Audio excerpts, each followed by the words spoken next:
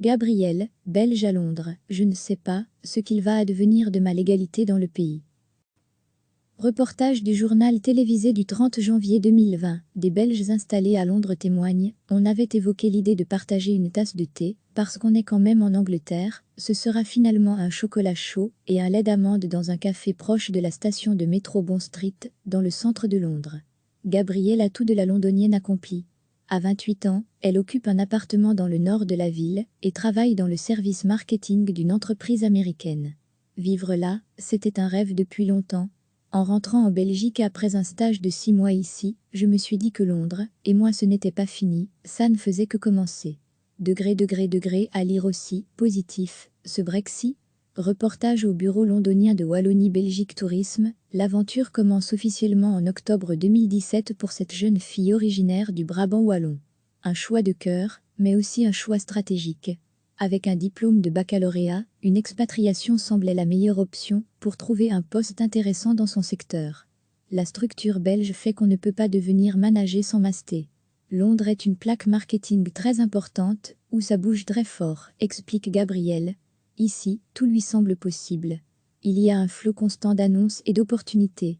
Je reste à Londres, jusqu'au moment où je peux être considérée comme manager et où mon expérience peut être valorisée le jour où je décide de retourner en Belgique, si j'y retourne, glisse-t-elle. Car désormais, la vie de Gabrielle se conjugue avec la ville de Londres. Celle qui se décrit comme carriériste aime se balader dans les rues et découvrir de nouveaux quartiers. Sans compter qu'ici l'offre culturelle est importante et que la plupart des musées sont gratuits. Et, ce qui ne gâche rien, Londres lui donne cette impression de sécurité qu'elle ne retrouve pas ailleurs. Je n'ai aucun problème de rentrer à pied seul chez moi à 4 heures du matin. Il n'empêche, son cœur reste accroché à la Belgique. Brexit ou pas, je vais rester européenne fondamentalement, affirme-t-elle. Et de préciser au passage qu'il lui arrive de regarder le journal télévisé belge sur Ovio quand elle a envie d'entendre parler français. Degré à lire aussi, Julien, belge à Londres, le 1er février, je me sentirais un tout petit peu moins chez moi, si les Européens sont assurés de pouvoir rester au Royaume-Uni pendant encore quelques années, un flou subsiste à plus long terme. Je suis dans une situation où même moi, je ne sais pas ce qu'il va advenir de ma légalité dans le pays, se désole Gabrielle. Elle envisage un avenir plus sombre où les Européens seront soumis au même régime que les Américains ou les Canadiens, avec un système de visa.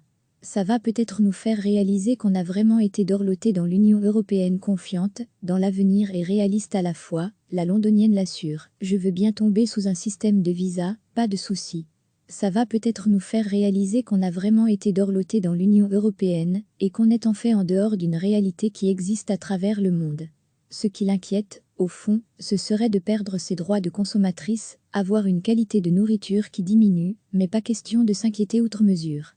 Alors qu'au moment de cette conversation, le 30 janvier, le Royaume-Uni est sur le point d'acter son départ officiel, le sujet n'est pas au cœur des conversations à Londres.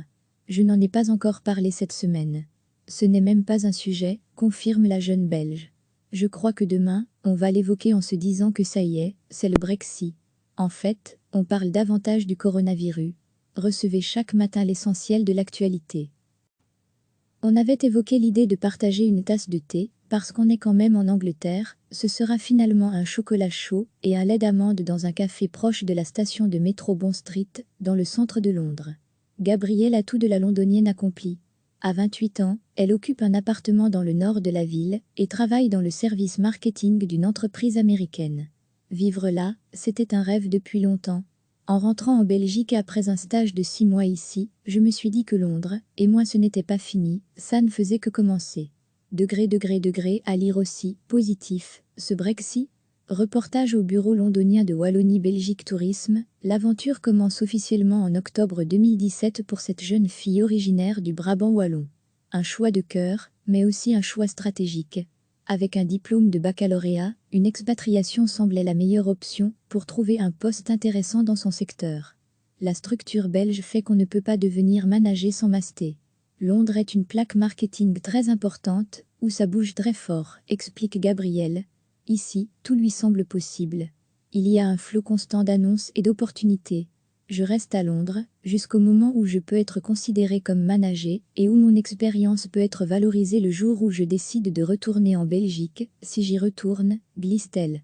Car désormais, La vie de Gabrielle se conjugue avec la ville de Londres. Celle qui se décrit comme carriériste aime se balader dans les rues et découvrir de nouveaux quartiers.